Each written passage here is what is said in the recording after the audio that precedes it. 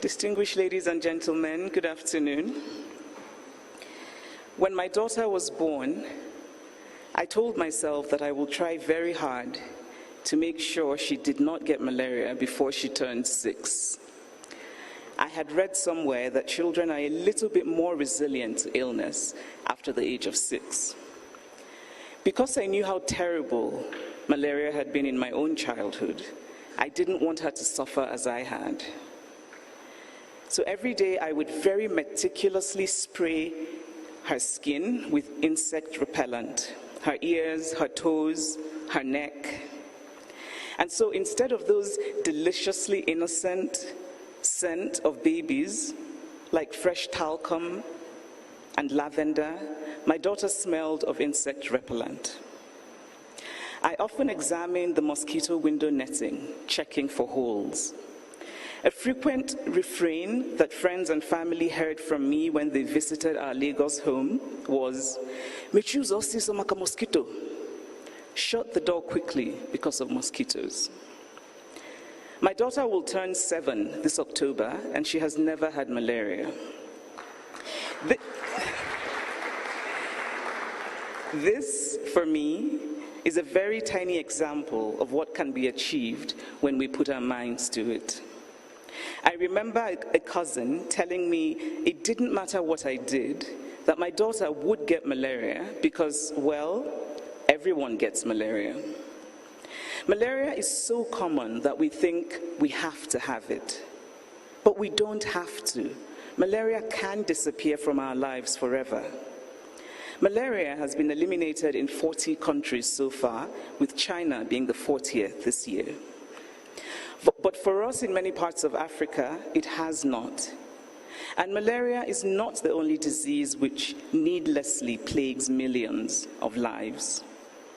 Many gains have been made in the fight against malaria, but we must keep pushing to the final finish because this parasite is very clever, which is why malaria has existed on Earth as long as we humans have. Now is the time for the final push. Now is the time for faith and for hope. Because to believe that we can end malaria and neglected tropical diseases is an act of hope. There is nothing more important to the human spirit than hope. To have hope is to know that a future will be better than the present. It is to actively believe in a future. We have the knowledge. What we need now is leadership. Leaders who believe, leaders who have hope. It is easy to ask, if we can eradicate this, and if all we need is leadership, then why haven't we? It is not because leaders are bad people who want malaria and diseases to continue to ravage this continent. It is because leadership is difficult. It is about making choices, about challenges to budgets, about deciding what to make a priority. We must make ending malaria and other tropical diseases a priority because we know it can be done. We know malaria kills. It is catastrophic when a person dies of an illness, but there is an added pain and poignancy when that person dies of a disease that is completely curable. Across this beautiful continent of ours, so many children have died of malaria. Those children did not have to die. Imagine what we have lost as a community, as a continent, as a people. So many voices forever silenced, so much talent forever unused, so many ideas unformed, so much progress unmade. Still, a disease does not have to kill to have a profoundly debilitating effect on individual lives and on economies. The labor lost to the lethargy of malaria, the lack of faith and hope, the resignation that so many people like my cousin have who believe that malaria is inevitable. We cannot create a perfect world, but we can create one that is much better than what we have now. Malaria and other neglected diseases have blighted our past and continue to diminish our present. We've had enough. We must refuse to let these diseases steal our future. And thinking of this makes me remember my beloved father's words.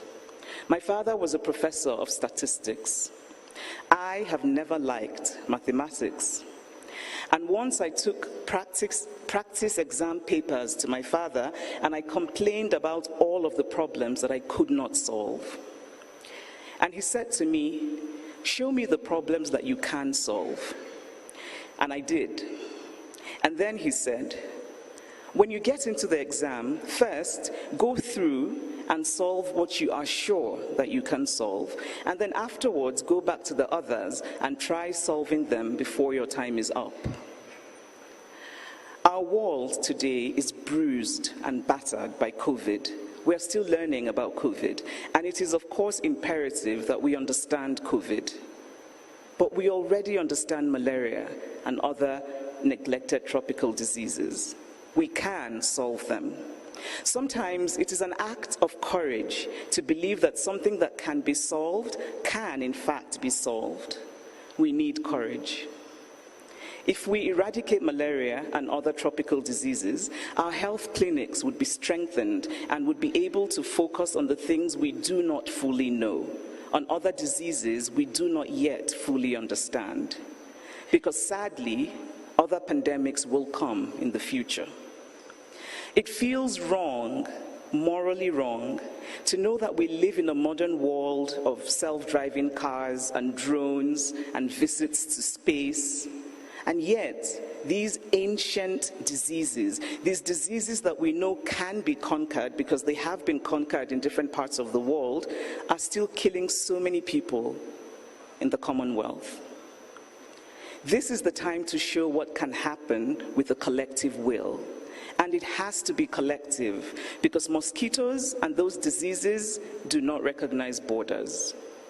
We can indeed, in the most literal sense, not only change the world, but change the world with a collective will. And it has to be collective because mosquitoes and those diseases do not recognize borders. We can indeed, in the most literal sense, not only change the world, but change the world on a truly magnificent scale. Imagine what we would unleash across the Commonwealth, across this beautiful continent, if we eradicated malaria and other tropical diseases. We can craft a new future for our people. It can be done in our lifetime. We can make history as the generation that finally rid the world of these terrible diseases. And now is the time. Thank you.